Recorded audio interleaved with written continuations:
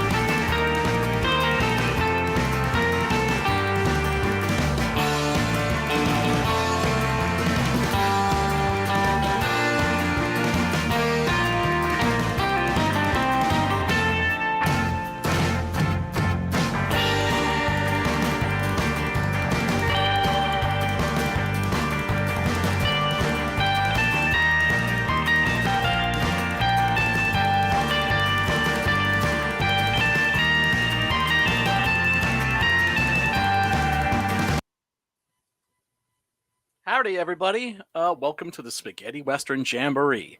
The Jamboree, where what do? We talk about spaghetti westerns, naturally. It's a genre that's been very near and dear to my heart since I was a child. And since growing up, what can I say?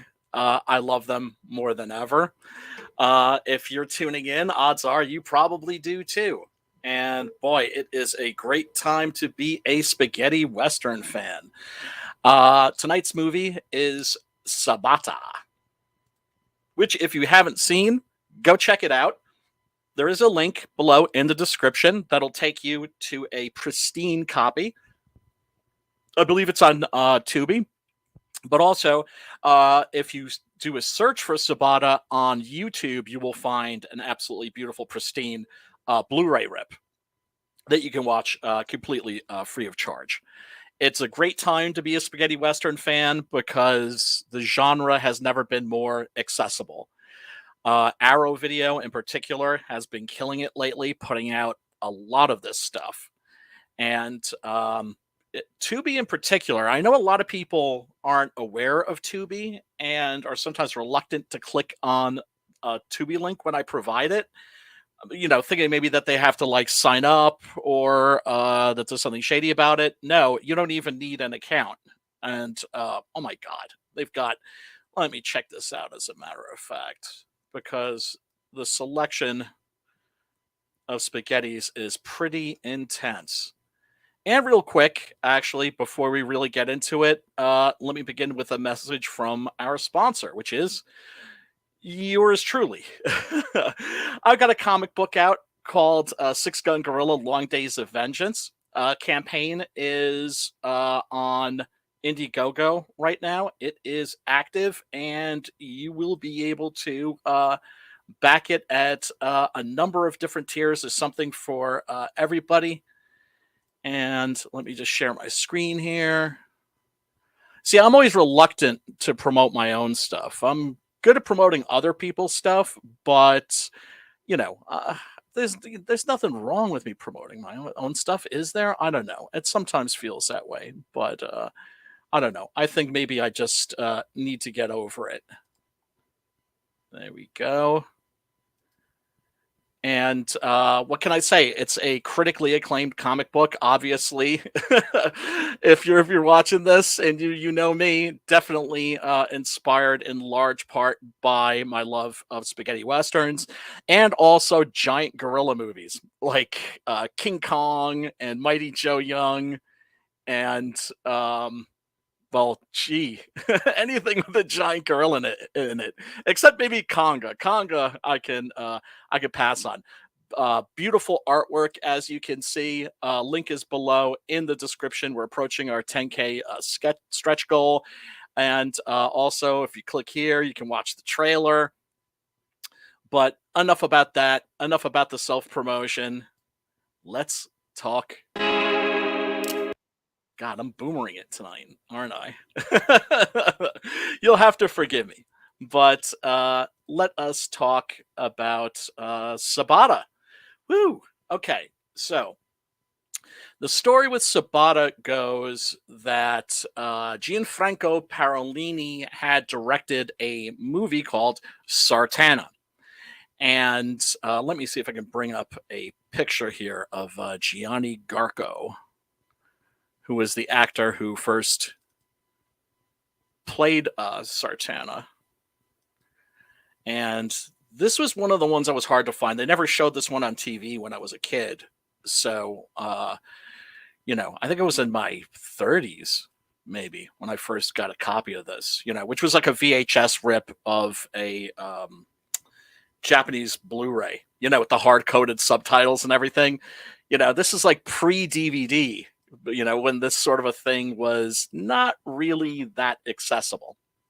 Anyway, Sartana, a very dark, spooky kind of gunslinger, inscrutable. His motives unclear, at least for the duration of this film. There are 3 sequels. No, actually, I think there are 4 sequels. 3 with Gianni Garco, and then 1 with George Hilton. And they're all really good, actually. Anyway, Giancarlo Parolini. I'm sorry, I was about to say Giancarlo Giannini. I'm just getting my Italians mixed up. You'll have to pardon me. Gianfranco Parolini had a big hit with Sartana. And so there was a lot of call for a sequel. And he was going to direct the sequel, but then he had a falling out with the producer. And so instead he made Sabata. Just changed some letters and gave us basically the same character. Although I have to say, it's not exactly the same character. I mean, they certainly come from the same neighborhood. They're cut from the same cloth. But Lee Van Cleef brings a different kind of an attitude to the part than Gianni Garco did. And that's not to take anything away from Gianni Garco. He was one of the giants of the spaghetti western. But, we're talking about Lee Van Cleef here, right? And last week, I remember there was somebody in the chat that said, when I think of spaghetti westerns, I think Lee Van Cleef. And, well, a lot of people do. So I thought, you know what? Let's do a Lee Van Cleef movie this week. And if I'm going to do a Lee Van Cleef movie, I don't want a film in which he is second banana or even, co-starring as part of a duo, like in, For a Few Dollars More or Day of Anger with Giuliano Gema, although I'd love to do that movie sometime since it's one of my favorites. I would say that Sabata is as good as you could possibly get or hope for in a solo Lee Van Cleef spaghetti western. They had a lot of money when they made this, and that is to say American money. United Artists, which actually was originally a British company that was founded by Charlie Chaplin and some other British folks, they bankrolled Sabata and put a lot of money into it, and it was made very much with the intention of not just being distributed to foreign audiences. Specifically, they were looking for an American audience, and they found it too, because there are two. Well, okay, here's the thing about the Sabata sequels. There is Adios Sabata, which is not a Sabata movie. They just retitled it one at the last minute too.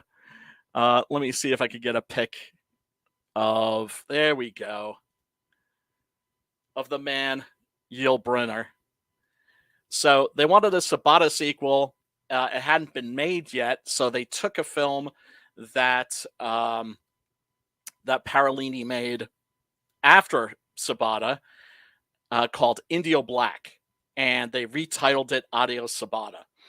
Now, one of the things that's really funny about this movie is that clearly he's not Sabata. At some point, you hear people refer to him as Sabata, but the theme song, they couldn't go and dub that. So the theme song clearly identifies him as Indio Black. It's like, frrr, frrr, Indio Black. So they're like, hey, what's up, Sabata? Frrr, frrr, Indio Black. But that's an awesome movie. If you haven't seen it, I highly recommend it too. That one's cool also because it takes place, I believe, during I think 1867 and the rule of Emperor Maximilian, a German cat who was, installed as like the emperor of Mexico. Very interesting, strange little piece of Mexican history that a lot of writers have, had some fun with. So eventually, he did get to do a sequel to Sabata called Return of Sabata. Let's see. Yeah, and here's the Sabata trilogy box set. No, actually, this is for the soundtrack, I believe. But Return of Sabata is not as good as the original, but it is entertaining, and you certainly could do worse. It's just a letdown after seeing the original Sabata, and then Adios Sabata. It's not as good as either of those films, but still, it's Lee Van Cleef kicking ass with his four-barrel Dillinger. Even it's got a really funny song too. That, like, I'm telling you, once you hear it, you're not going to get it out of your head. Boom, boom, boom, boom, boom, boom. Four-barrel Dillinger, the only invincible man in the countryside. Sabata, Sabata, Sabata, Sabata. The fastest gun in the West. I said the fastest gun in the West. Okay, now if you haven't tuned out, if you made it through that, my apologies. But, I've had that song ringing in my ears all day. I just had to get it out. Here's a really interesting little piece of art. It looks almost like a mural. One of the things I like to do with my horror movie stream and also this one is check out all of the cool posters. Because I'm a big fan of poster art, and not the modern poster art, which is usually, some very shoddily photoshopped piece of garbage that, some guy made in a cubicle, took him maybe 15 minutes or something. The art, especially for the Italian Westerns, is fantastic. I mean, these are gorgeous. They're like beautiful paintings. If you ever get a chance to flip through a book or even go online and do a search for spaghetti Western art, you are going to see some absolutely beautiful, beautiful stuff. Iconic images. Yeah, I mean, look at that. Now, isn't that 100 times better than like something photoshopped? And I think that's a lobby card. So, Sabata, not a total remake of Sartana, but it's pretty much the same character, I have to say. And it's interesting because Gianni Garco, when he first was playing this character, Sartana, wanted Sartana to look a lot like Lee Van Cleef as Colonel Mortimer, and For a Few Dollars More, who was, not a entirely unspooky character, certainly a very driven man. And Sartana is very clearly inspired by Colonel Mortimer. He dresses in a very similar way with all black with a black cape. He also shares Colonel Mortimer's love of weapons with extra long barrels for that extra bit of range to get the upper hand on the bad guys. And so then for Sabata, you had Colonel Mortimer himself, Lee Van Cleef, and dressed in a very similar style. The cast in this is fantastic. You've got not just Lee Van Cleef at the top of his game, charismatic as all get out. And you also have William Berger. William Berger was in a ton of Italian westerns. Most notably Keoma. God, if I have to go pick it through my skull to think of like how many spaghettis William Berger has been in. Yeah, because also he was he was the villain in Sartana. So you see a lot of the same cast from Sartana ending up in this film, which is kind of like a stealth Sartana sequel in many respects. But we'll be getting to him. He's absolutely fantastic. Plays a character named Banjo, who is one of the most memorable spaghetti western characters of all time, I think. The plot opens with Sabata riding into town and great long atmospheric shots. This during the opening credits of him just like riding through town, and these Union soldiers that are basically telling him to move on because there's some money that's being protected. The army's money is at the local bank. Oh, of course, music by Marcello Giambini. Very, very good score to this, too. Ennio Morricone couldn't score as prolific as he was. He couldn't do the score to every Italian Western, although pretty close. But Giambini's score is right on the money. You really couldn't ask for better.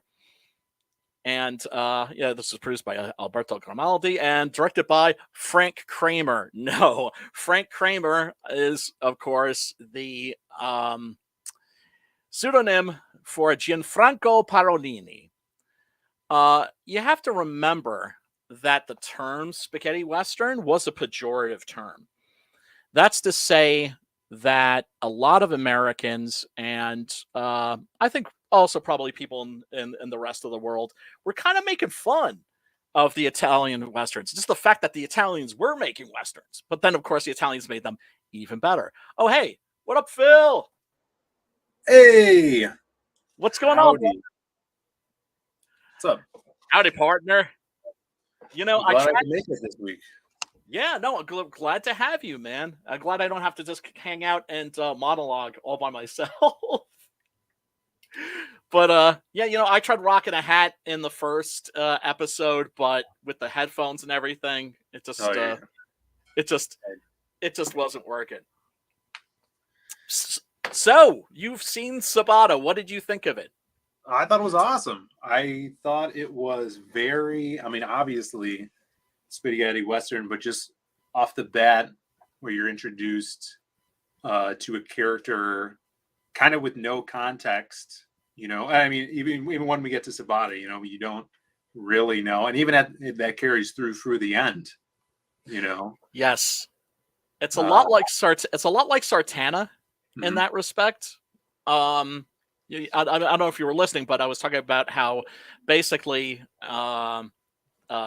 the director of this did a movie called Sartana that was a big hit, and then he had a falling out with the producer, so he just moved some letters around, changed some letters, and turned Sartana into Sabata.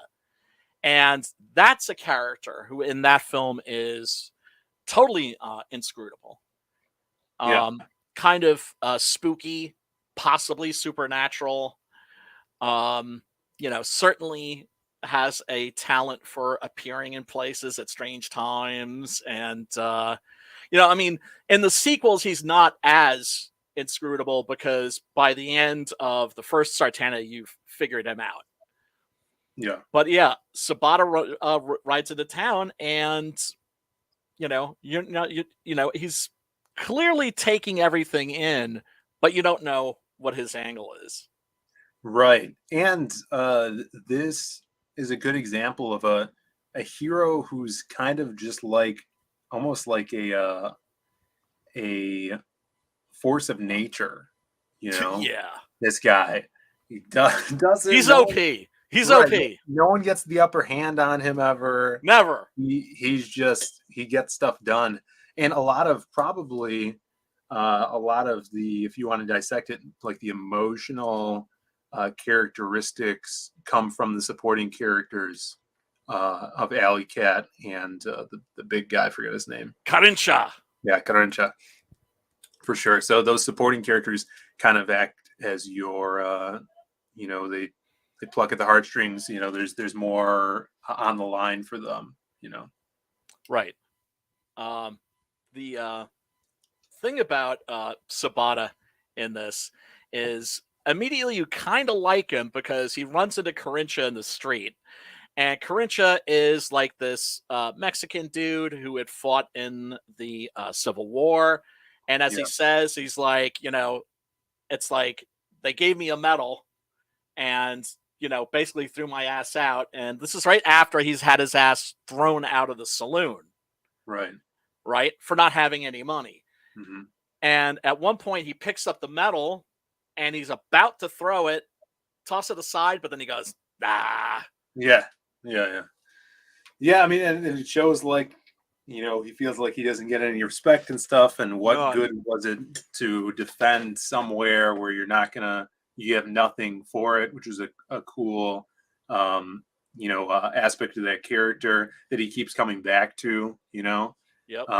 And then Sabata gives him the money to go into the saloon there. And even when he goes in, the owner's about to kick him out, and he's like, I got money, Yep. So it's a good start and introduction for both of these characters, and also you get Alley Cat too. He calls up to his, Curtis, his buddy, hanging up at the top, which was what a weird character. This guy. Yes. He looks like the guy from Typo Negative. Peter Steele? Yeah, looks like Peter Steele. Yeah, this was a guy named Aldo Conti. And he plays Karincha's only friend, Alley Cat. And this was a guy, you'll notice that he's mute. He never says a word. Mm-hmm. I think that's because this guy really wasn't much of an actor. Oh, yeah. He was a stuntman. Yeah. Obviously, the stunts in this film are awesome. They're incredible. So good. They're incredible. Yeah. I remember one critic actually kind of comparing the stunt work in this to Hong Kong action films. Yeah. Right, where there are explosions and they send the bad guys launching like 20 feet in like any direction. Yeah.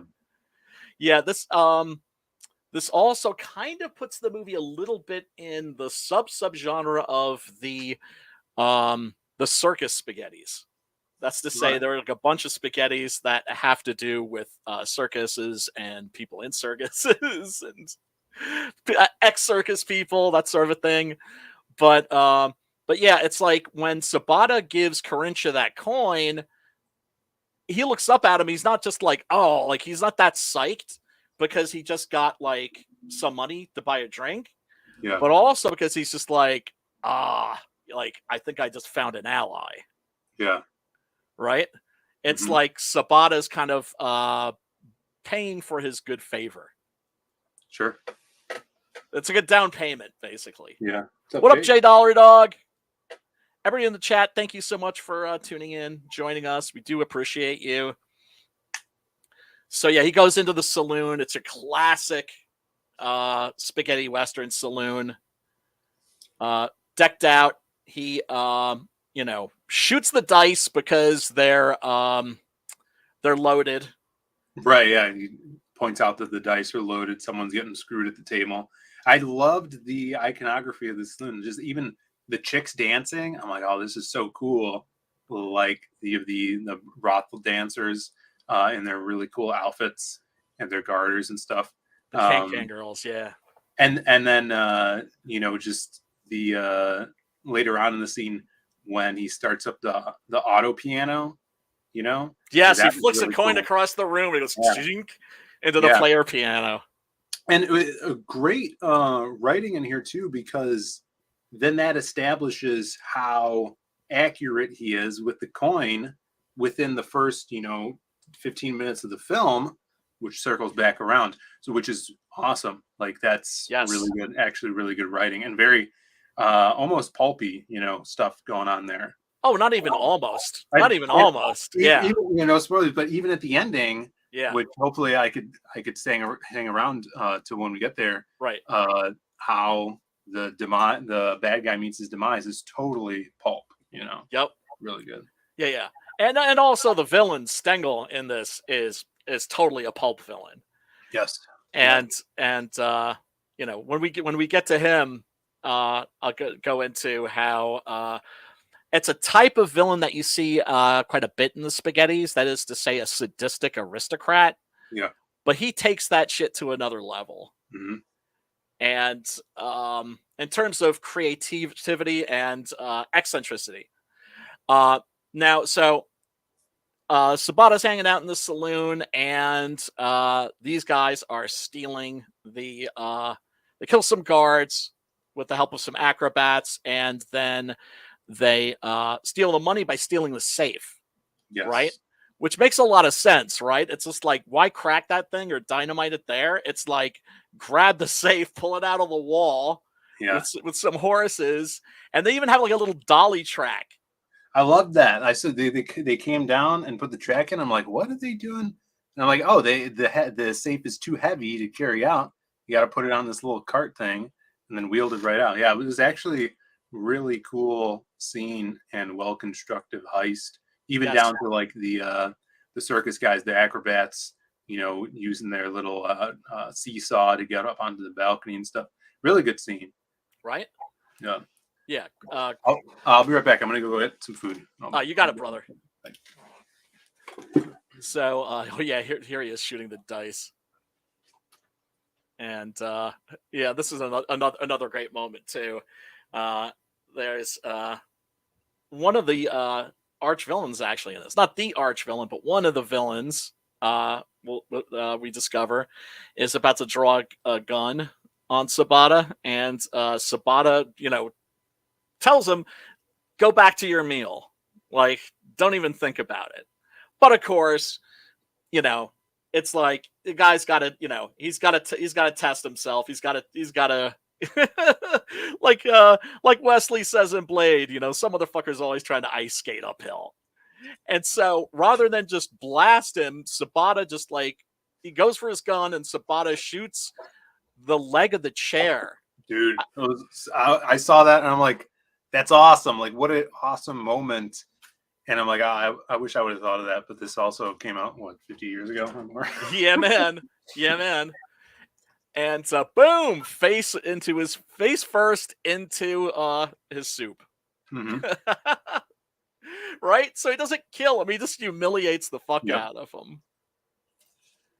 And yes. And then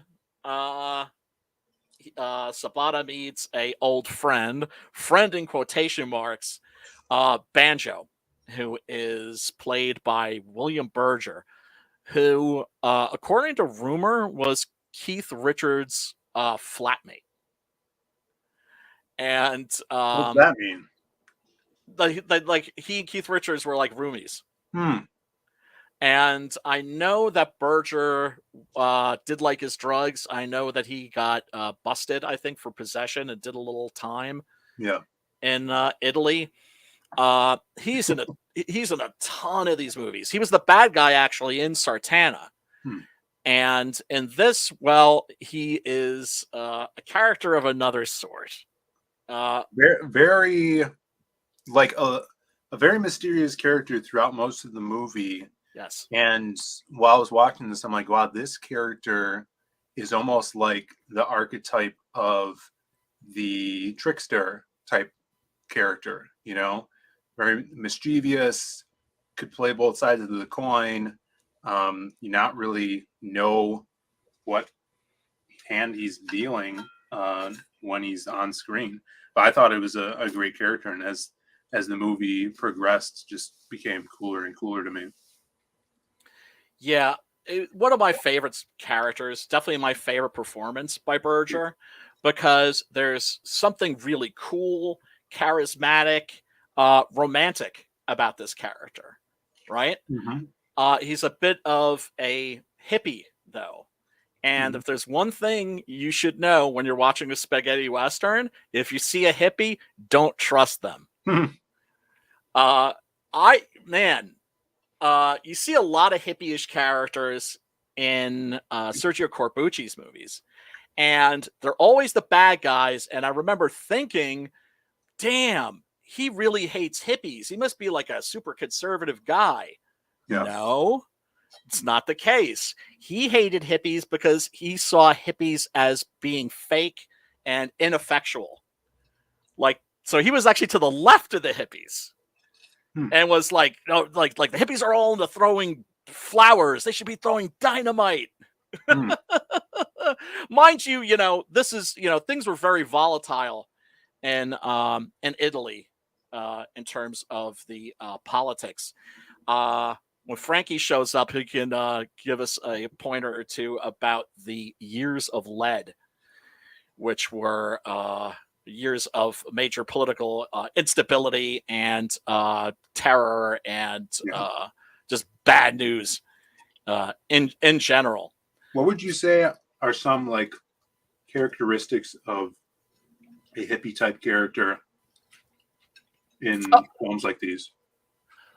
First of all, their layabouts, right? They have no visible means of employment. Their dress also is a very big part of it. Banjo, for instance, is decked out in pretty flamboyant, and really flamboyant. Those bells too. I noticed, yes. that, which is interesting. Yes, that jingle wherever he goes, and so he's staying with this prostitute. Staying in the, she works in the saloon, so he's staying with her. He's living at the saloon. And this is Linda Veras, who plays Jane. And she's head over heels for him. It's unclear, of course, at first whether or not he shares her enthusiasm. And but he tells her, like, hey, I'm just passing through. I thought she was great. She's a very pretty lady, too. Yes, yeah. She's really, really good in this. Now, people sometimes wonder, like, why are there so few women in Westerns? That's because there were hardly any women in the Old West. And the ratio of honest women to prostitutes was like 10 to 1. Yeah. Right? So you were either going to the brothel or you weren't getting anything. If you were getting punani in the Old West, generally speaking, you were paying for it. Obviously things changed with the expansion, but we're talking about like the American frontier, and life was on the tough side, and a lot of people weren't about roughing it, and certainly not a lot of ladies were about roughing it. Right. Let me just okay, so the bad guys, they kill the soldiers, they steal the safe. They're on their way. Actually, this beginning is very similar to the beginning of Sartana. One one of the similarities between Sartana and Sabata is that they're not really good guys, but they victimize the right people. That is to say, they're very much about fucking with criminals. Mm-hmm. And especially criminals that think that they're somehow, I don't know, master criminals.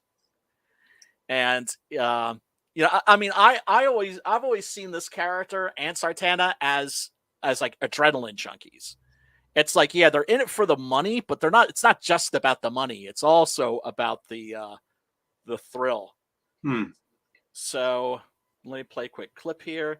Now, see, this is cool. I don't even have 1,000 subscribers yet, so they can gank my video, and I don't have to worry about it. Oh yeah, this is great. Yeah, these suckers with a false sense of security. There isn't a Winchester going that can shoot half that distance. Say what? Got him. Got him. And Phil, have you ever seen For a Few Dollars More? Yeah, definitely. Right? You remember Colonel Mortimer in that? He has like a whole array of rifles, including one with a long barrel. Yeah. Yeah, it's very, very similar. Mm-hmm.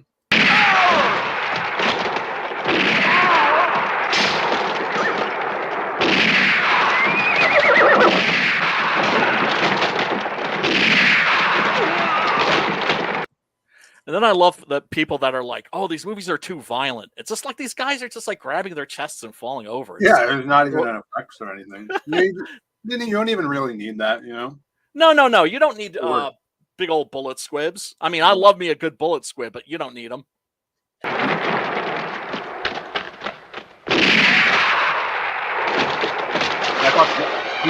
I thought that was great. That dive down into that mud, that was really man. good. Like, oh, how much was that guy getting paid to do that? Oh, dude. Here's a little thing about that you should know about stuntmen. Yeah. They're lunatics. Yeah. They're insane. Talk about adrenaline junkies. The best story that I heard about stuntmen was from John Milius. He did a movie about John Dillinger. And there's a scene where this character gets to the top of the stairs and gets blasted by Dillinger, and then he goes brum, brum, brum, brum, down the stairs. Yeah. They weren't going to do the stunt, right? But the stuntman begged. Yeah. Begged, like practically on his knees. Oh, please, please, please, let me throw myself down a flight of stairs. So they're lunatics. Crazy. Yeah. Crazy. And and the Spanish stuntmen were second to none. Yeah, really. These guys were unbelievable. These guys were like real G's. Yeah, let's take another look at that. Yeah, it's really good stuff. Yeah. Did you notice that? Like how good the stunt work is in this? Yes. Yeah, definitely. Nice. So good. Yeah, man. That's that's going in the can for sure. So Sabata rides in with all the bodies piled up in a wagon, which is kind of what he was doing. Actually, no, what Manco, aka the man with no name, was doing at the end of For a Few Dollars More. That's one of the things also about the spaghettis. I don't know if you've noticed, the body counts are crazy. Yeah, they're like horror movies, you know. They are sometimes more killing in here, but I'm sure that was a big appeal, because I mean, this just image here is awesome. Like that concept image, this guy riding back, he's got the safe and a bunch of bodies on him. Yeah, I think his buddy makes a comment on if he had a hard time, getting him up there, all by himself. Yeah. The answer, of course, would be no, because like Sabata's superhuman. Yeah. And so he rides into town, and the army is very grateful, and they're like, "Well, do you want a reward?" And he's like, "Yeah, 5,000." And so, Corinne's just like, "What are you, a fucking idiot?" Yeah. It's like, you just 100,000. You could have just absconded with that, right? And he's just like, take it easy. Clearly Sabata's playing the long game. Mm-hmm. And he also says, and also it's legal. Not that he's a establishment type, right? Not that he's above breaking the law, because he's pretty much a racketeer in this, right? Certainly a shakedown artist. Yeah. Blackmail, that blackmailer for sure. Absolutely. But so, the right kind of people he's blackmailing. This guy. Well, yeah, they're scumbags, right? So it's like he's victimizing people, but he's victimizing the right people. This is Franco Wrestle on the left, who plays Stengel, and he's like the ultimate sadistic aristocrat spaghetti western villain. And when Sabata comes in with the mountain of dead bodies and the safe, he's not really happy. He doesn't seem too happy to see that his bank, which was robbed, just had the money returned. That's, of course, because he robbed his own bank. Yeah. And there's a scene in this where he's hanging out. He definitely has like a superiority complex, shall we say? And God, just a really great performance. I mean, all the performances are great. You know who that reminded me of? The Spangle, the bad guy? Yeah. Reminded me of this guy. Right, let's see. Let's blow that up. Thank you. You noticed that. Yeah. Yes. If there is any one movie that I kind of stole from, it's this. I see the influence here. If you guys haven't checked out Brian's books, definitely check them out on Indiegogo. Thanks, brother. Gorilla, yeah. I mean, I had like a specific actor in mind for him. An actor from the Hammer horror films, who's God, now I can't remember his name, of course. And so he's more effeminate, but he's definitely cut from the same cloth. Sure. And I figured if I was going to have a gorilla as the hero, I wanted the villain to be the exact opposite, right? Somebody very refined. Yeah. Somebody very elegant, because there's nothing less elegant than a gorilla. Sure. Yeah, he's very elegant, flamboyant as well, that guy. Yeah, with a little bit more of an emphasis on Chillblain's a little bit more of a James Bond villain, practically. Yeah. Certainly in terms of his ambitions and the scope of his caper. So then Corinthia, of course, is showing off his. You still have me big screens over here. Oh, I'm sorry about that. No problem. Boomer move. Thanks for letting me know. I appreciate that, brother. And check this out. Yeah, so the city is Daugherty City, which is in Teja, Texas. We discover. And pretty much Stengel and his friend Ferguson own that town,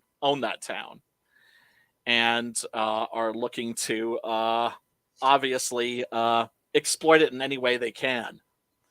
So Sabata's got Corinthia as already on his team, and then Corinthia's like yelling up to Alley Cat to show off some of his mad crazy skills. And he just just check this out. He just jumps off the roof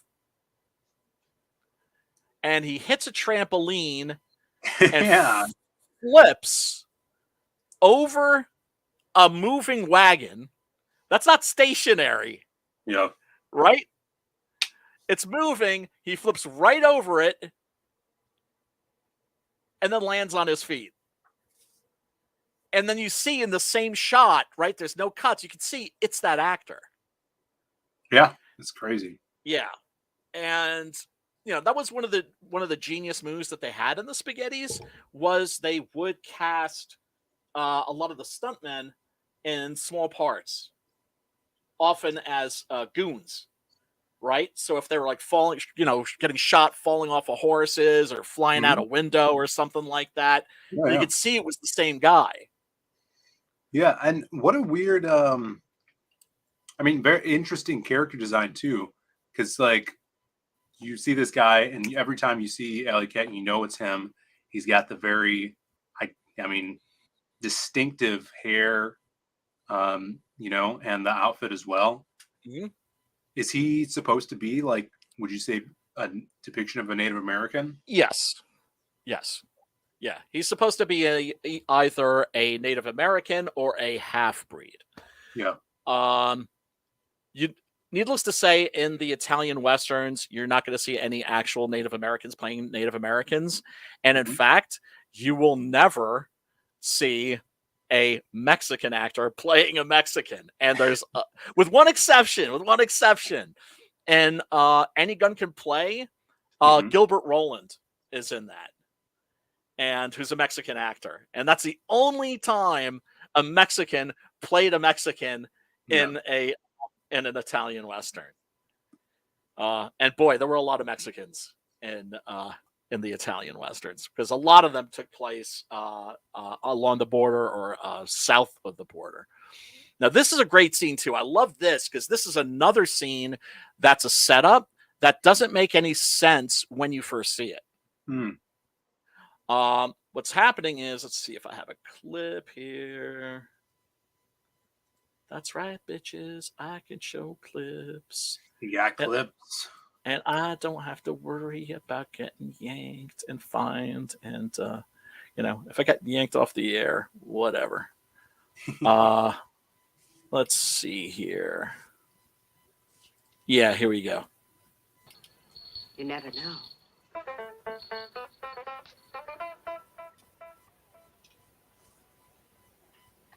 You passing through too? Yeah. Now, right off the bat, Sabata's just like, I don't trust this fool. Yeah. Not because he doesn't know him, but because he knows him. Right.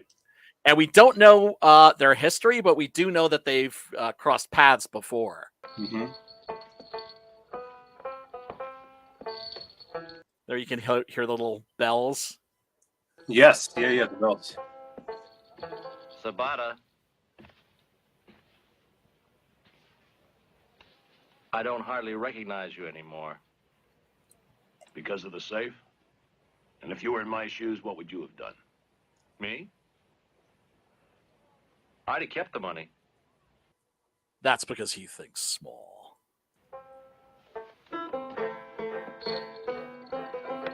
Right, so he starts playing.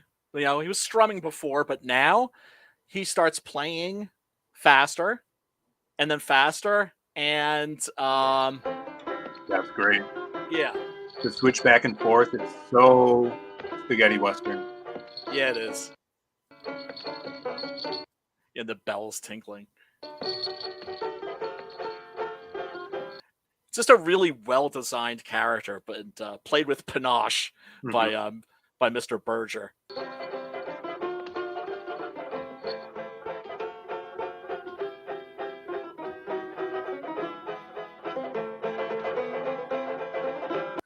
Okay, now he's not playing fast. Now he's playing frenzied.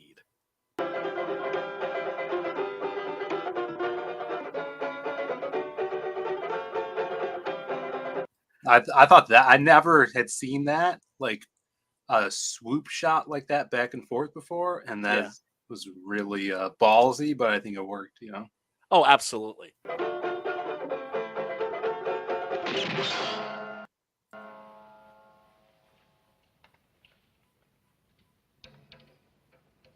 You were out of tempo. Right. You never know. Yeah. So isn't that badass? I just love that. Yeah. Yeah, because Sabata knows that basically what he was doing there, that was a threat. Right? That he was like building up to about to do something with that banjo because that banjo is concealing a little secret. Mm-hmm. A nasty little surprise.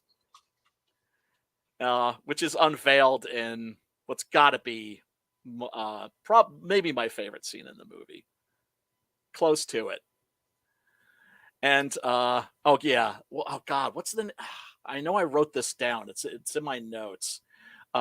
When in this scene where his comrades in crime come to visit Stengel, he's reading a book that's titled "Inequality is the Basis for Society," which, as far as I know, is not a real book, but it gives you an indication of his Machiavellian outlook Yeah. on life, and also his inflated sense of self.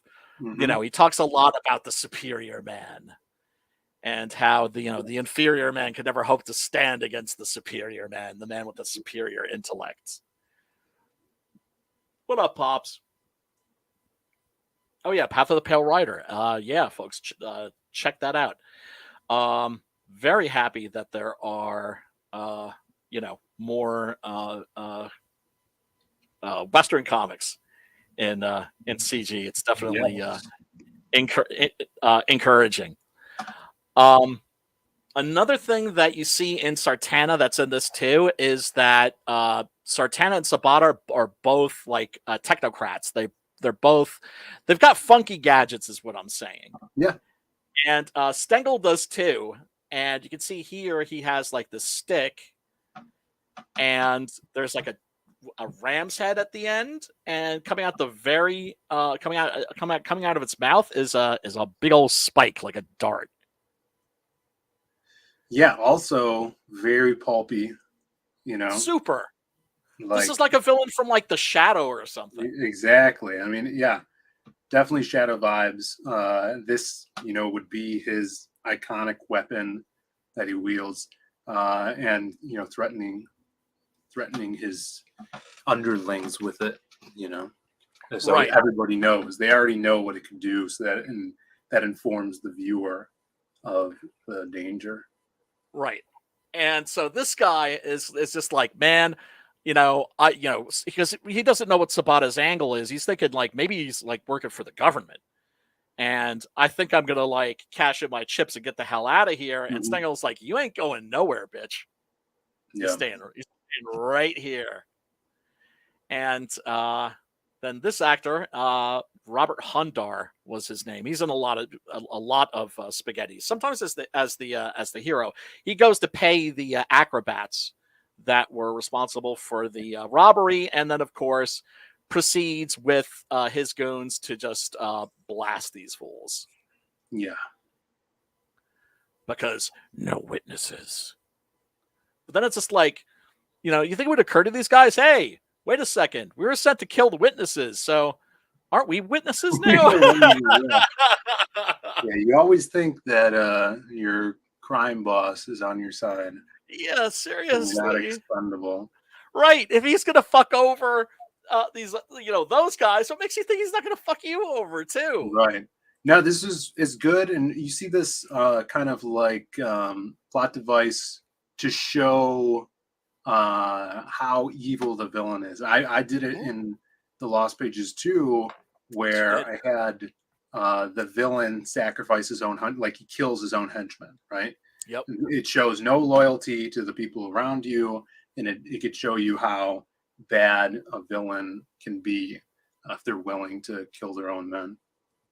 Right, because every human being to them is just a stepping stone. Yeah. And these people also, Stengel sees them as vastly inferior to himself, so it's his right, almost his obligation, to step on them. Let's see. Then, oh, that's right. They're trying to get away with the wagon that the acrobats were were in, and Sabata blasts them with his 4-barrel Dillinger. Yeah. 4-barrel Dillinger, even. And you don't see it in this, I don't think, but you see it in Return of Sabata. It's actually a 6-barrel Dillinger. Really? Oh Yes. yeah. No, didn't he show it in this? Did he? Yeah, I think so. I forget. Not that But scene, but the handle, right? yeah. And the grip. He just like Yeah. flips it open, like 2 barrels in there Yeah. too.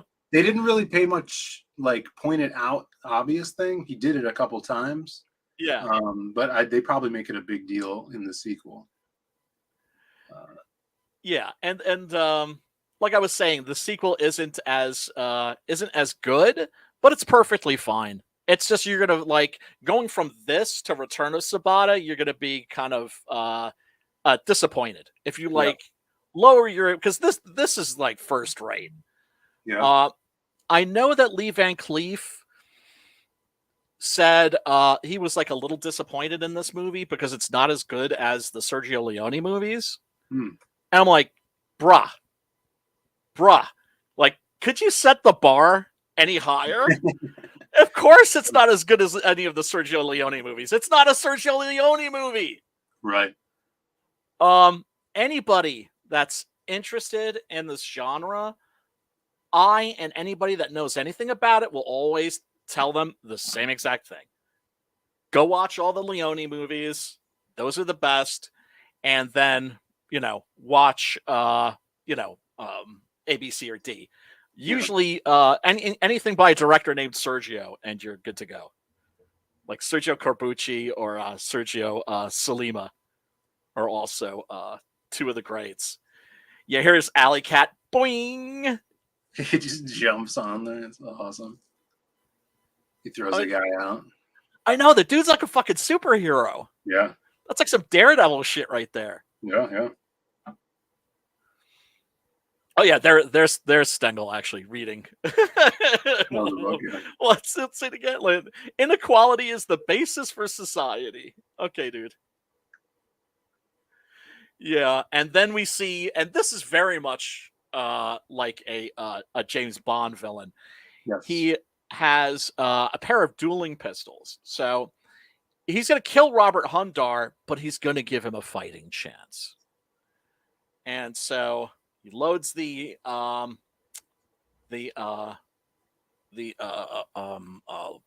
dueling pistols, slides one over to Hundar, but then there are these like shields that are shaped like people with like hearts and a hole where the heart is. And then Stengel goes into like this little monologue about how he loves living on the very edge of death. Right? How he just gets off, right? So you realize it's like, this guy's doing this shit for shits and giggles. Like, he's like, this is entertainment for him. And he commences to blow Robert Hundar away. He doesn't stand a chance.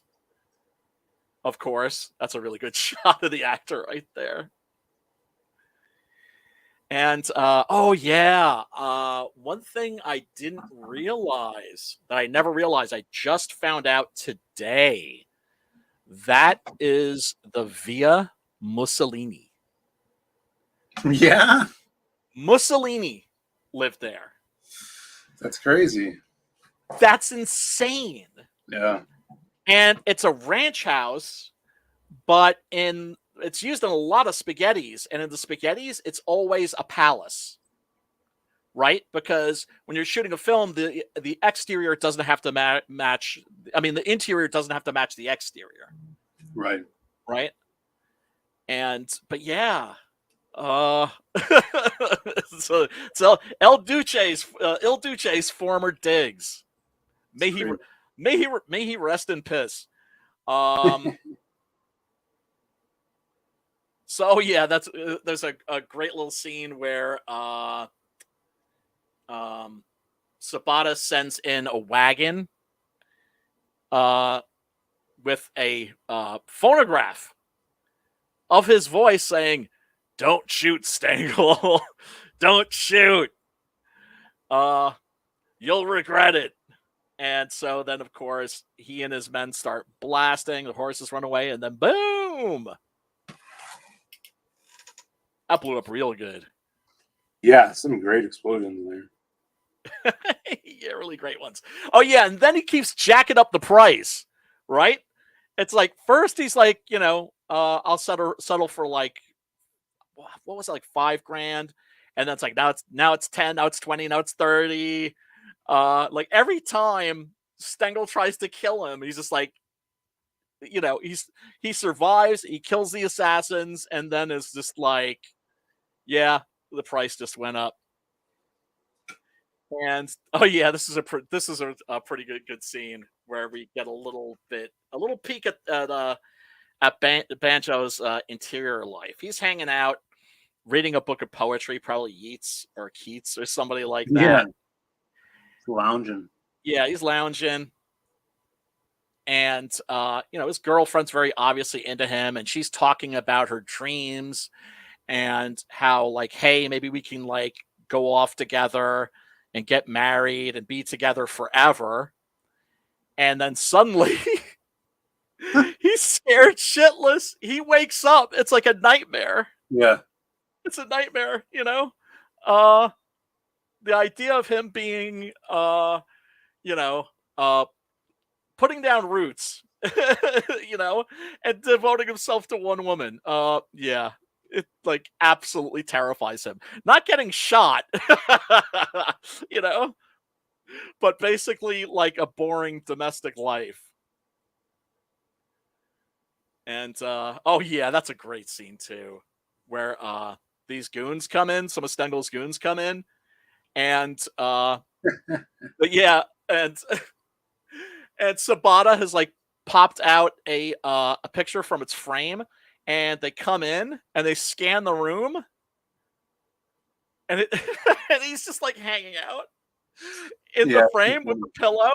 But then they start blasting, and it turns out that was actually his reflection right in a mirror. in the mirror. And so then, of course, he has to blast him with the 4-barrel.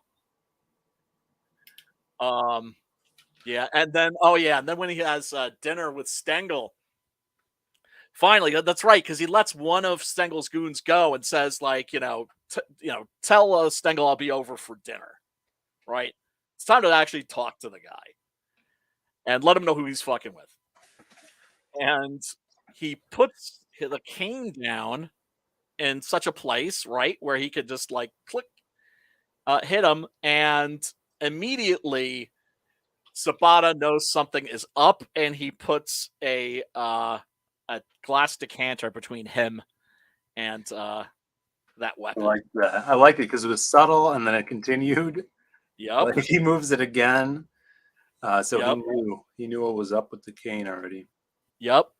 And then Stengel is thrilled because he's like, an equal. Like, I'm facing like a real challenge. I'm facing like a guy that's on my level. Oh yeah, Sharky. The deadly assassin, the stone killer who lives with his mom. Yeah. Who is constantly basically saying, go out and get a job. Yeah. And he gets one. Yeah, and he gets one. And he's just like, oh, ma. Yeah, so, he's not going to say no to that big wad of cash. Oh, yeah, and that's another thing about the spaghettis is that the killers, everybody is really, really accurate, right? They can shoot the gnat off a dog's dick, for lack of a better analogy. And so he, like, shoots these two twigs so that they end up as crosses. One of the things that I love about these movies is that, like a lot of Italian movies, they're not trying to convince you that that these take place in the real world. Mm-hmm. Right? I mean, don't you get the feeling that the Spaghetti West is kind of like its own universe? Oh yeah. I mean, it's so, especially coming from where we are now and where society was when these films came out. It's so foreign from us basically because it's just been passed down by tall tale, Yep. and basically Western myth. Yeah. It's inflated into its own universe. Yeah. The first thing anybody needs to know if they're going to do research on the Old West is that you're dealing with a myth. Mm-hmm. Hearsay upon hearsay upon hearsay. Some accounts are more believable, more credible than others. There are newspaper stories, for instance, that sort of a thing. But then you had the dime novels too, which really muddied the waters Sure. because those were largely BS. And it's like people like Billy the Kid, Wyatt Earp, Doc Holliday, these guys were being mythologized in their own lifetimes. Right. Yeah. I mean, Wyatt Earp lived until 1920 or 1919 or something like that. Yep. And he was already a sensation. And The great American hero, really, in terms of our great mythic figures. yeah. But that's the thing. It's just like these there's the reality and there's the myth. And it's like, Germany, for instance, has the Ring of the Nibelungs. England has, King Arthur and the Knights of the Round Table, also Lord of the Rings. Scandinavia has Beowulf. We have the Old West. And, obviously what's different with our legend is that our legend's, based on a time that really wasn't that long ago. I mean, long ago for us, but not in terms of the general scope of history. Yeah. So then, of course, this is the part of the film where basically it's just like Stengel's just sending more assassins, right? Let's pay the dude, right? And he's just like, it's you would think the villains at a certain point would know when they've been outdone, but this is when someone come and tell him that the priest wants to talk to him. Is that what it is, or is he looking for him? Oh God, I forget. I think someone told him. Yeah, I think somebody told him like, "Hey, the priest wants to see you." Right. It is worth mentioning that this movie does seem to have had some scenes removed. Mm-hmm. That's not to say removed, from these prints, but removed from, the final edit of the movie before it was released. That's not to say that it's incoherent. It's not. But I think that leaves some of the scenes feeling a little almost out of context, a little bit, for lack of a better term. So yeah, the fake priest here, he's got a derringer stashed, and he's very clumsy too. Yeah, he's not exactly a smooth operator. He's got a derringer and a hanky. And he's also visibly nervous. And yeah. Pick the wrong guy for this job. Pick the wrong guy. He's macking while you're lacking. Mm-hmm. And so it's like he offers him the bag and then pulls a watch chain that's connected to it, and blasts a hole through the bag and into the priest. And yes, of course, it was hooked up to his derringer. And then we see that he was packing. And then suddenly there's funeral music, organ music. Yes. And it's from Banjo, who's just been like hanging out watching this. Right. And that scene, that's where I'm like, this guy's like a trickster. He just pops up. He's there to almost antagonize and entice for no reason at this point. And he's just observing, Yep.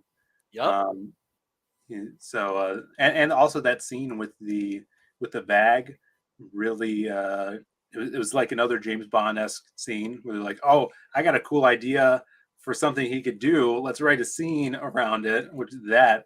And then, also see some influences with that and what we'll see Banjo do later for Once Upon a Time in Mexico, or the Mariachi series, Yes.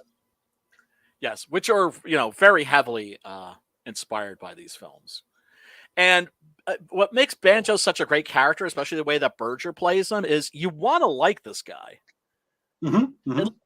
I certainly do. There's something larger than life, Definitely. romantic, right, about a figure like this. So he's like kind of like a tramp, but clearly he's not a dummy. Mm-hmm. And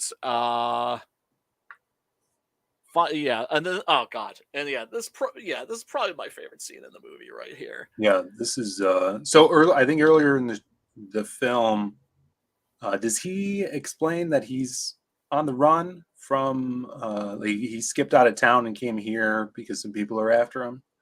No, these guys just pretty much just show up, Okay. right? But they're the guys show up that are looking for him. Yeah.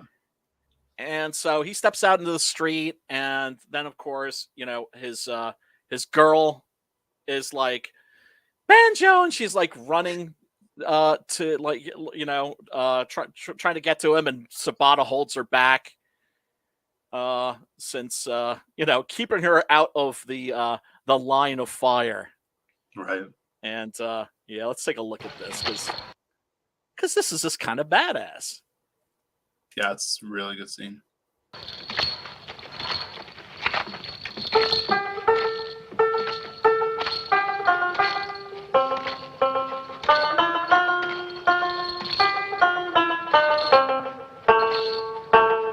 I've been up and down the country, but then I heard you're in Texas. There's no one around who can put one over on us Claytons. We're finishing up the job, Banjo. Oh shit. It's sad to have to die so far away from home. That zoom in there, that was great. Oh, fantastic. Yeah, and here's Jane, his very devoted girlfriend. Banjo!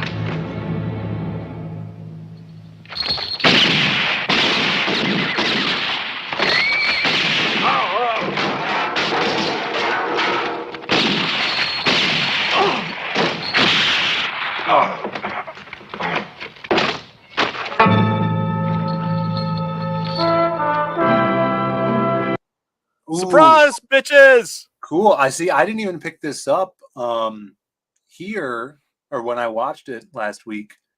So lever action, lever action rifle. Yes. There's a screw that just quick fires, pushes down on the trigger. That's awesome. Yes. Yeah. And yeah. So as he's cocking it, it's firing. It's like feathering a revolver, and just letting it go. That's really cool. I didn't notice that the first time I saw that, because he does. He held that last shot. He turns it upside down and just hits the lever. Right. Yeah. Very cool. And this is a totally believable gadget. Yeah. Right. He could have made it himself. Absolutely. Knew an ironsmith or something like that. Very cool. And the camera work in that scene is great with the twisting of the cameras. Everything is very readable and not muddy in these fast action scenes. Right? Everything is very clearly delineated. You're never confused as to what's happening. Right. There's a TV series called Old West Tech about like some of the funky gadgets and stuff that people were coming up with in the Old West. And, things that never caught on for a reason. Yeah. Right? Because they didn't work well, or they were stupid, or whatever. Oh man, I highly recommend that series. If you can find that, it's called Old West Tech. It's from that actually I learned that the very first drive-by was by like some Chinese dude. Really? Yeah. That because the Old West is generally regarded as what I think 1868 to 1920. And yeah, it was like a Chinese guy that was like a gangsta, and wanted to take out some of his enemies. So he like put like iron plating on a car and just like rolled by and just lit these dudes up. Crazy. Yes, the first drive-by, yeah, by a Chinese American brother.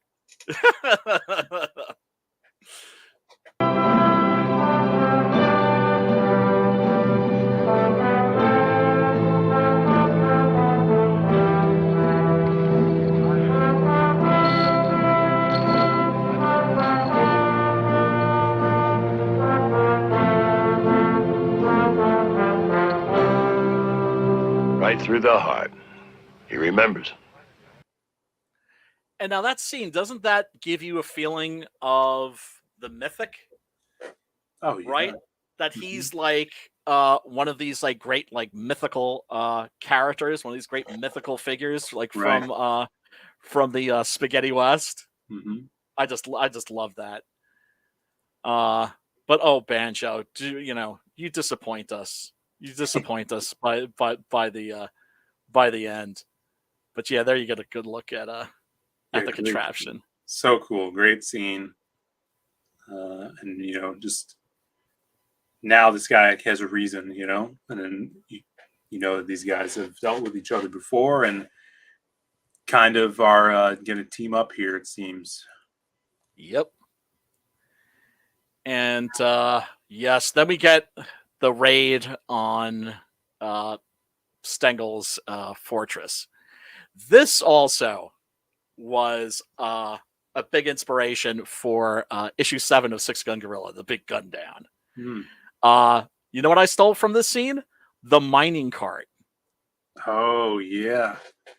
That was awesome. Like in this, he puts the dynamite there, blows the thing over, and they're just raining down fire as they go. And then what they hit at the end, it looked like Lee Van Cleef like fell out of I don't know if it was actually him, but it looked like someone fell off on that left side of the cart when it stops really quickly. Yeah. I don't know if anyone got hurt, but yeah.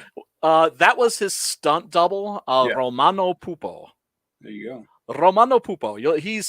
You'll see him in a lot of spaghettis, always as as a goon. But yeah, this is just a great, exciting scene. Dynamite blowing up. Just 187ing these fools. At this point, I could say that this is like by now it's like I think we could maybe comfortably call this like a genocide. A lot of dead bodies. Yeah, somebody actually counted all of the deaths in this. It's 75. That's the body count for this movie. That's crazy. Right? So it's like, damn, it's like Sabata's like pretty much on the level of like a war criminal at this point. Oh man. And, then of course they bust out the Gatling, and this is the rare case where you see a Gatling gun in a spaghetti western that's an actual Gatling gun. Nice. Yes. Because usually they created these props that looked like Gatling guns, but were not authentic. But now, you went over a couple weeks ago. You did. What was the first movie you reviewed on here? Django. Yeah, Django, which he has in his coffin. Yes. A machine gun. Now, what was that? Was that a Gatling? No, that was a machine gun that didn't exist at that time, and actually never existed. Like that wasn't an actual functioning weapon at any point. That was just a prop that they designed to look like a machine gun, and I guess to maybe shoot blanks or something like that. To create the illusion that it was a machine gun. I had forgotten that I watched that film last year sometime with my parents because I was really in a mood to watch a spaghetti western. I don't think either of them had seen it. And the coffin thing, and when he pulled out the machine gun, I'm like, oh, that's so cool.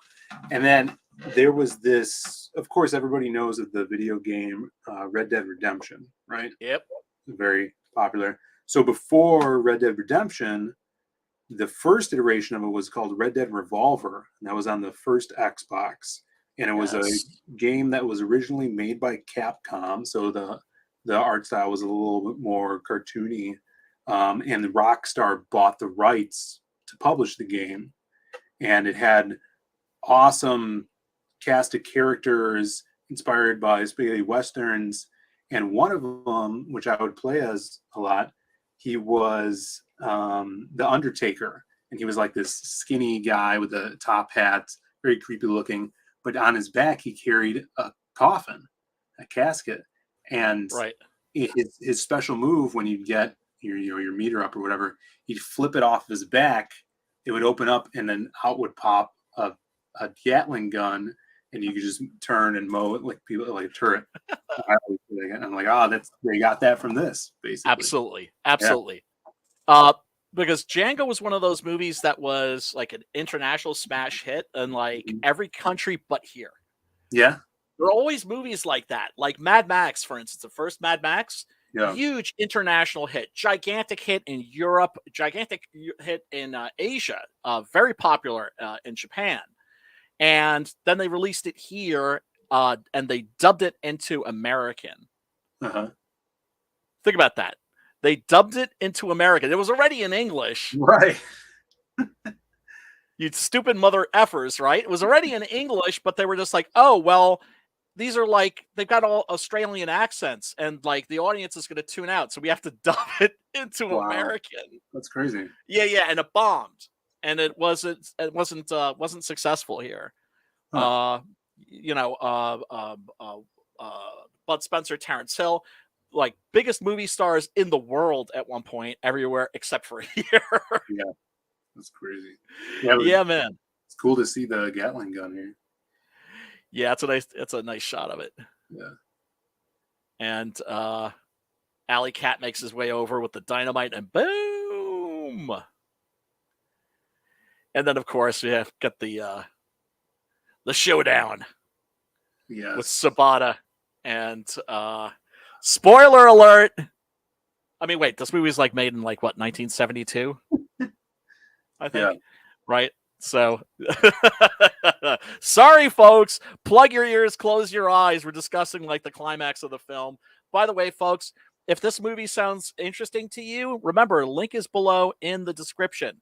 And you can follow. You can see this movie by clicking on that link, or you can also just go on YouTube and do a search for Sabata. Yes. And there's a beautiful 720p Blu-ray rip on there. I watched it. It was good. Fantastic, right? So yeah, it's just so badass. You're talking about like how he's, the setup with the coin. Oh yeah, yeah. Exactly. And so he flicks. So this part, they go through kind of that game, right, with the two bodies, and Sabata, he fires, but what happens? He closes he basically cheats, right? He closes, cheats. He puts cheats, the right? armored flap through the heart hole, and he doesn't have ammo anymore. And so the bad guy here goes on his little monologue before he kills Sabata. And just as we saw at the beginning with, basically conditioning the audience to know about that coin, he's able to throw it with accuracy across the room. He throws it here on the cane that is on the table, shooting the spike out and killing Villain. And this is why I brought up how pulpy the writing in this is. Yes. Because if you read an old Shadow pulp, a lot of the times, and Razorfist goes on about this, a lot of the times the villain dies in the way that they kill their victims, right? Yes. Or they're taken out by their own weapons. Right. Yeah. So they reap what they sow. Exactly. It's justice, right? Mm-hmm. But it's just funny how like Stengel considers himself so superior, and then he's like playing this game, but then he's cheating. He has that foot pedal that puts the piece of iron up to cover the hole where the where the heart should be. And that's a true sign of a bad guy. And if you look at wrestling, that's a true sign of a heel. You know, Yes, yes, they pronounce themselves as better than everyone, but they always, in the end, they still have to cheat against the good guy. That gets them. That gets the heat. Like you and Brandon with those loaded knee and elbow pads, man. Right. No, I'm not going to leave that alone. So, yeah. And then of course, well, you know, there's more to the climax that we'll leave for you folks to check out. Real quick, let me play the trailer. Yes, because it's kind of badass. And like I said, you know, you can also see the sequels. There's one real sequel. I don't know if you caught when I was talking about Adios Sabata. That's not a Sabata movie. that was a movie. That was a movie called Indio Black with Yul Brynner that they just retitled as a Sabata movie because they figured it would make more money that way. Yeah.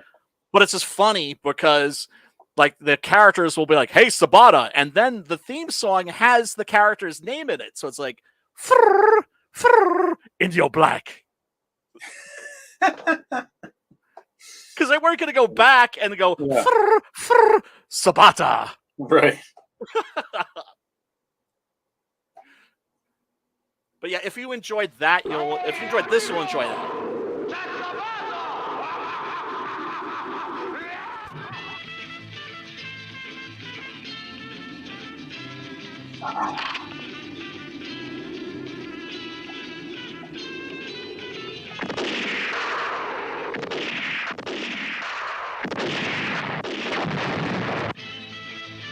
A rifle that never misses.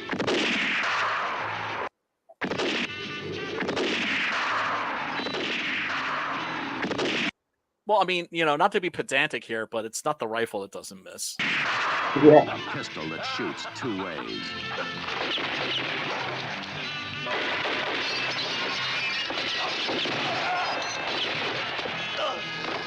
And a look that means you're dead before you draw.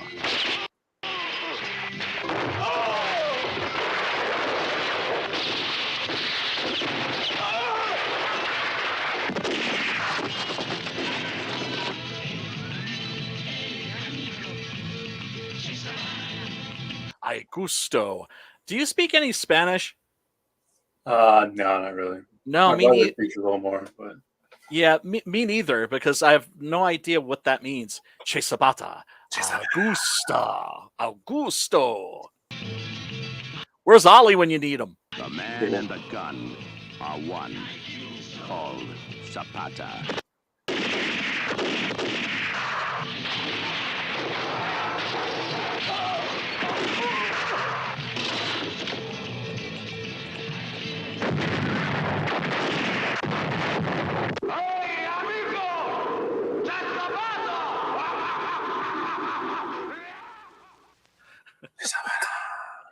Well, gusto means like, you know. Mi gusto is I like, but I don't know what Che Sabata means. Yeah, you never find out who Sabata is, no, or any backstory. Nope. And even that's the last line of the film is his hefty friend is like, "Oh, who are you?" or something like that. And what's he just leaves him with something, that unanswered thing, you know. Just rides off in the sunset. Yep. And then of course Banjo tries to screw him, and he still gives him the $5,000 that he was originally going to give him, but not like a full cut. And you know, so it's, you know, he clearly has a code. But he shoots the cash, which was great. Yes. And did the Leone films come out before this? Oh yeah. Okay, so I mean that's just reminded me of the endings, the good, bad, and the ugly too. You know, where you know, leave some gold for him. Right, but right, I'm going to give you your cut, but F you. Yeah. Definitely, it's a good ending. Yeah, the Leone movies were they're not the first spaghetti. What are you saying? What are you whispering about, brother? I was just reading that. Oh yeah, it's Ehi I'll translate it. Amico Che Sabata Hai Chiuso. I know I'm mangling that. Everybody, my Spanglish is for shit, so please, I apologize. Where's my Mexican brothers from 656 when I need them, damn it? They'd sort this out. Yo, what up, Matt? Good to see you, man. Always a pleasure, brother. And yeah, one of the things that was interesting about Lee Van Cleef was he was one of those dudes that always looked older than he actually was. Yeah, he does look old. But then he, as he got older, he looked like he was never aging. And he always looked actually kind of like younger. Well, not younger, but he just always looked like an older dude. Could have been like the premature gray or something, but he had that great face and just a tremendous amount of presence. But yeah, you were asking about the Leone westerns, about those, if those came out first. The Leone westerns aren't the first spaghetti westerns, but they're the first spaghetti westerns. That's to say, the early Italian westerns are basically imitations of American westerns. Yeah. So it was the Leone films were the first westerns. Fistful of Dollars was the very first Italian western that had like its own vibe, its own flavor. It basically created the world of the spaghetti west, where like every other spaghetti western pretty much takes place in, which is like like an ultra violent hellscape where nobody's safe. They'll kill little kids, they'll kill priests, and life is pretty much human life is pretty much worthless. But luckily, there's always heroes, although they usually have shades of gray. Yeah. So overall, you liked some. You enjoyed this movie? Yeah, I really liked it. I thought it was. Seeing all the Leone films and Django and more modern stuff as well, I thought this was really cool. And I'm a huge pulp fan, and just seeing those kind of themes in here was even if they just didn't do it knowingly, was really cool. And just seeing kind of those themes radiate throughout other spaghetti westerns too. Even if you look at, I don't know if you read Aaron Lopresti's Wraith of God book, that was so pulpy. No, you would love it. I don't doubt. It's awesome. I'll have to I'll see if I have an extra copy. I'll send you, because dude, it's something you'd really enjoy, and it's so pulpy. It's like it's a western, not really a spaghetti, but definitely based in the Wild West. So many pulpy aspects to it, and I really dug it. All the characters are really distinct and memorable. Yeah, no, I love Aaron's work.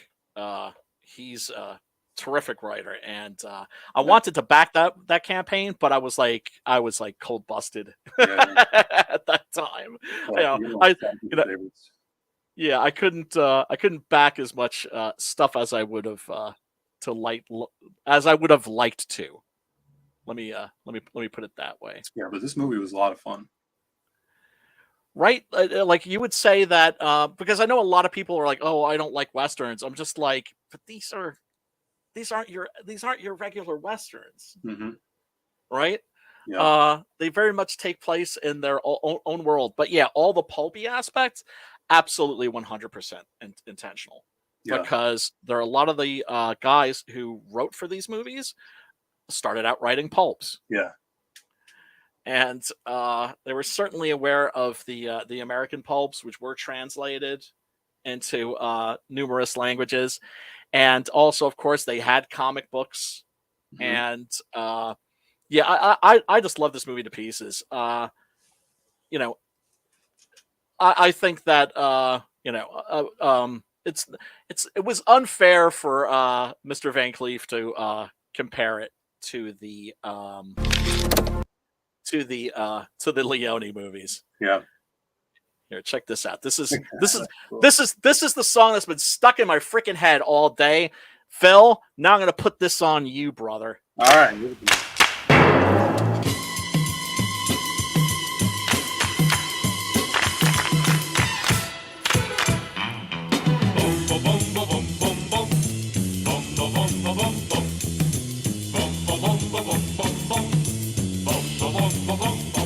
Good luck getting this out of your head. Sabata,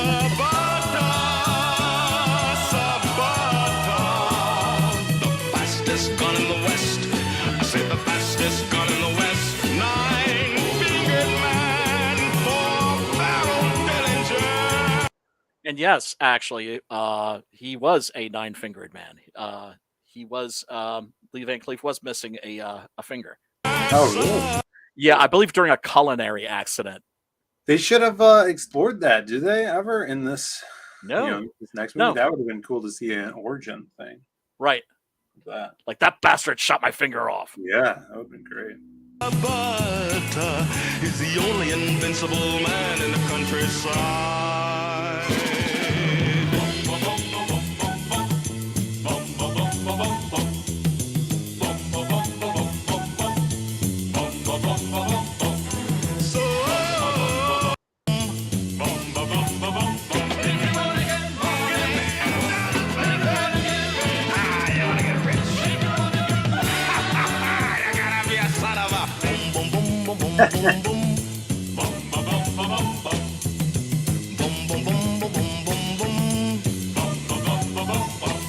Okay, now this is the part that especially just sticks.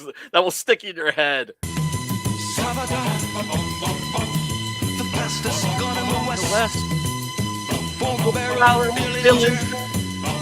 He's the only invincible man in the countryside. Sabata, Sabata. I was like walking around the house today, fucking singing this. Sabata, Sabata, Sabata.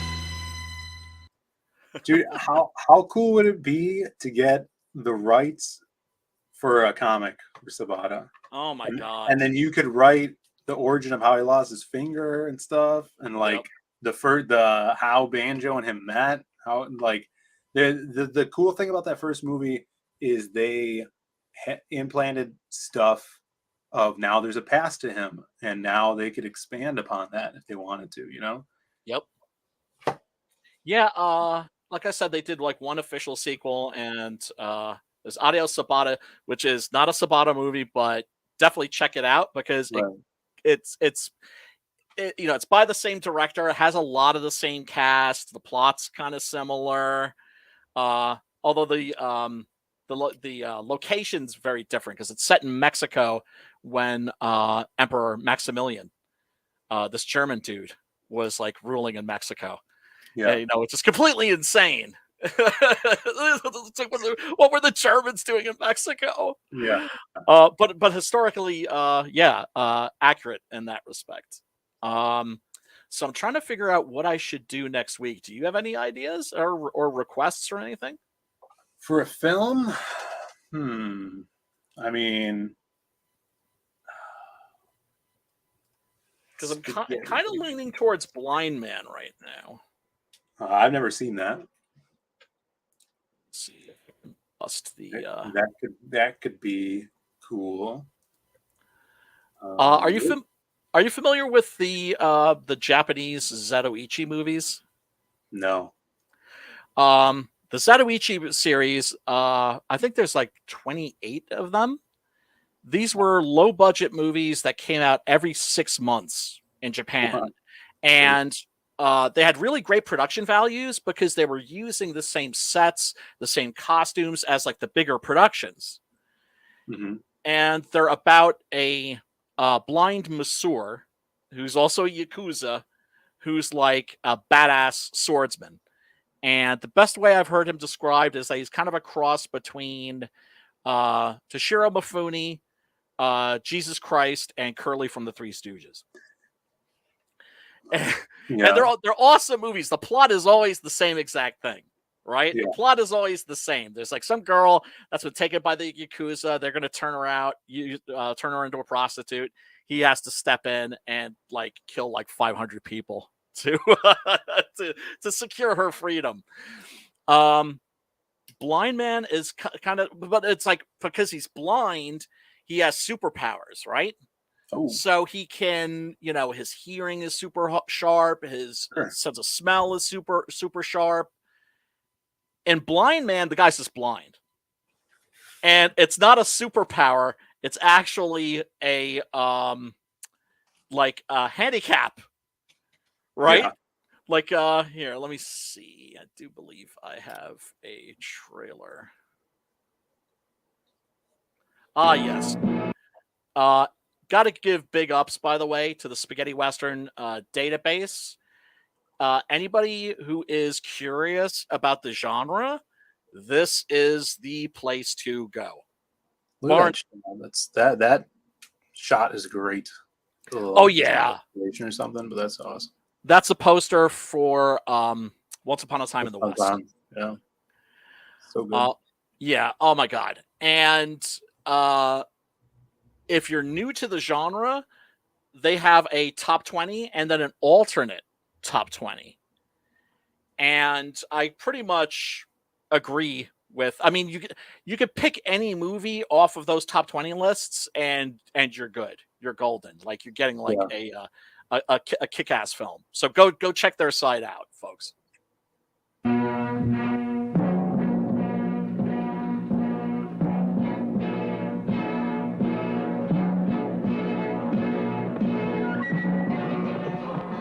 Da che parte è il Messico? Come faccio a mostrartelo? Oh wow, this trailer is in Italian. Awesome. Indicalo al cavallo. Notice the sitar in the soundtrack. Oh, good. Uccidi quel bastardo di un cieco. Chiudete gli occhi, luridi figli di cagne!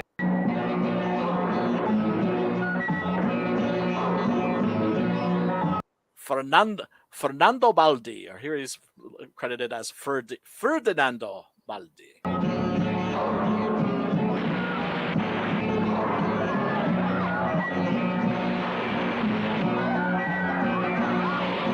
Oh, you did not just see that, folks. I didn't see that. It's the European trailer. Yeah, so of course, yeah.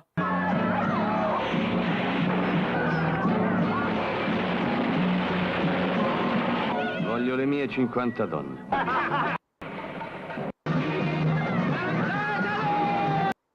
Oh yeah, Ringo Starr is in this too. Uscite.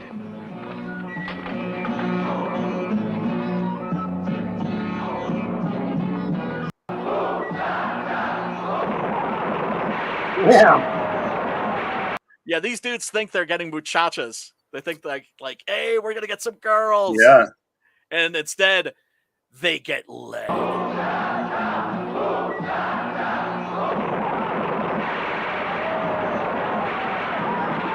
That also an authentic Gatling.